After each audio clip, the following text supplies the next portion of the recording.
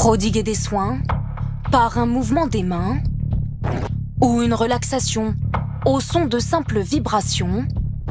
De plus en plus de guérisseurs promettent de soulager les douleurs d'une maladie que la médecine traditionnelle ne sait aujourd'hui pas guérir, l'endométriose. Ils se présentent comme des coachs. Sur les réseaux sociaux, ils se comptent par centaines et proposent des remèdes parfois étonnants. Groupe de parole.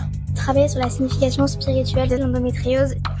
Bains intimes ou encore tisanes. Cette recette te fera arrêter les médicaments. Alternatives vertueuses ou arnaques. Marie-Jeanne Roch est épuisée. Ses règles sont si douloureuses qu'elle peut à peine les supporter. Vomissements, malaise, autant de symptômes de l'endométriose. Elle a vu des gynécologues en ville et à l'hôpital sans résultat. Alors elle s'est tournée vers des médecines alternatives. Un jour, elle se rend chez une naturopathe.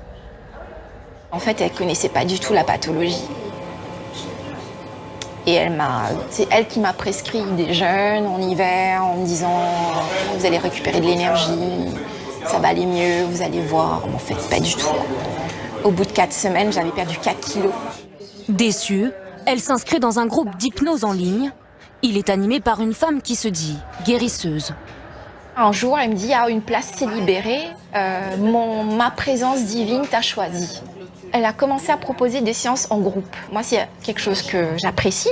Et là, il y avait une femme qui avait un cancer, une femme qui avait un vaginisme. C'était complètement n'importe quoi. Chaque consultation coûte 60 €. Marie-Jeanne Roch n'est pas soulagée. Pire, elle réalise qu'elle est sous l'emprise de cette femme et de ses discours. C'est moi qui ai la possibilité de te guérir. Tu suis tout ce que je te dis à la lettre. Elle s'attribue ce pouvoir-là qu'on lui a été conféré pour guérir les femmes. Aujourd'hui, elle ne sait toujours pas comment apaiser ses douleurs. Priscilla Saraco dirige une association de femmes atteintes d'endométriose. Ses offres de soins un peu obscures, elle les connaît bien. Elle en reçoit une centaine tous les ans.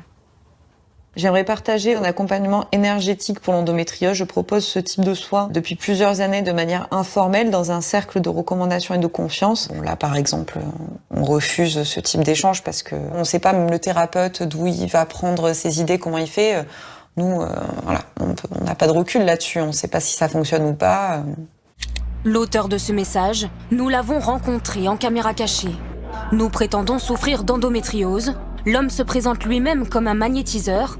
Il affirme avoir déjà guéri une jeune femme de cette maladie par des soins dits énergétiques. Ça, ce sera le deuxième. Tous mes soins, on ne sait pas pourquoi c'est ce qui guérit, mais je guéris. Il nous explique ensuite sa méthode. Je fais des points.